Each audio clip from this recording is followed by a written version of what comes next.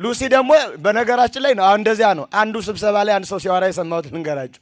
ሉሲ ቅድመ አያታችን አለ ሴሚናር እየሰጣ ድንገት አክሮባት ስትገለባበት ወደቀችና ሞተች ሲል እየየ አያታችን ሞተች ብሎ ማለት ነው። ዝንጀሮ እኮ ናት እኔ ያሉት ዝንጀሮ መሰል ሰው አይደለችም።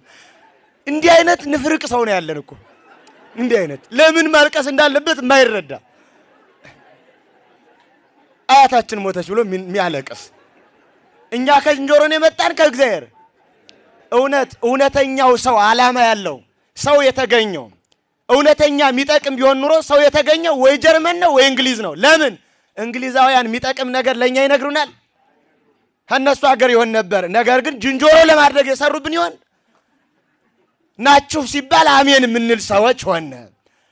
ይቀጥሉና ኖህ የተወለደው ኢትዮጵያ ነው። እንዲያውም በፋሲል ግቢ ጎንደር ላይ ተቀበረ። ሚስቱም እዚያ ነበረች። ለምን ሲባል አይከል ይባላል። እንኪያ ደብረ ዘይት የሚባል ከተማ ነበር። አሁን ማን ያለው ስሙን ቢሾፍቱን ደብረ ዘይት ነው ሲባል የኖረው ኢየሱስ ክርስቶስ ደብረ ዘይት ተራራ ወጣ የተባለው እዚህኛው ደብረ ዘይት ነው። እኛም አካባቢ ቀራኒዮ የሚባል አለ። ክርስቶስ የተሰቀለው ጎጃም ነው። እዚህም አካባቢ ደግሞ ናዝሬት የሚባል አለ። ወደ ናዝሬት ወጣ የተባለው ናዝሬት ነው።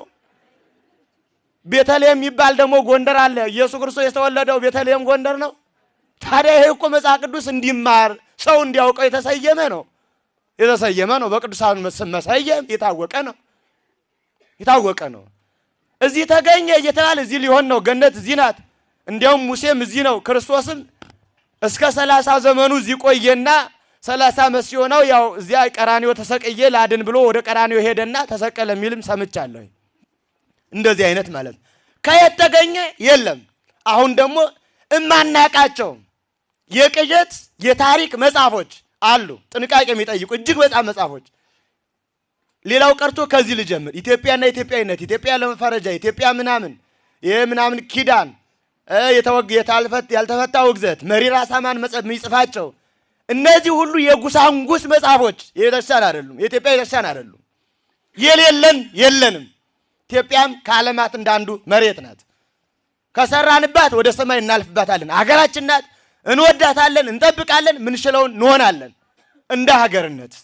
ከዚያ ውጭ ያለው ግን የምናመልካት አይደለችም፣ አናመልካትም። ኢትዮጵያ የዓለም ብርሃን ናት። ለራሷ ብትሆን ይበቃት ነበረ። በእውነት ጥሩ ነበረ።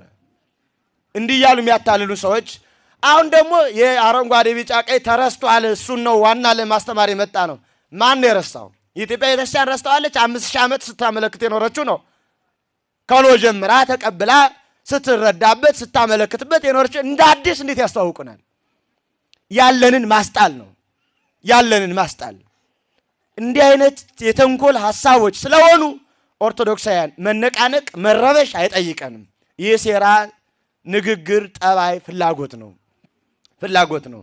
የሚፈልጉን ግን ራቅ አድርገን ስናየው የሚፈልጉን የመጀመሪያው አባቶች ጋራ ማጣላት፣ ክህነቱ ጋራ ማጣላት፣ መቅደሱ ጋራ ማጣላት ወና ላይ ካስቀመጡ በኋላ ምን እንደሚሉን ታውቃላችሁ? አያችሁ የበረሃ አባቶች መነኮሳት አባቶች የምትሏቸው ተናግረው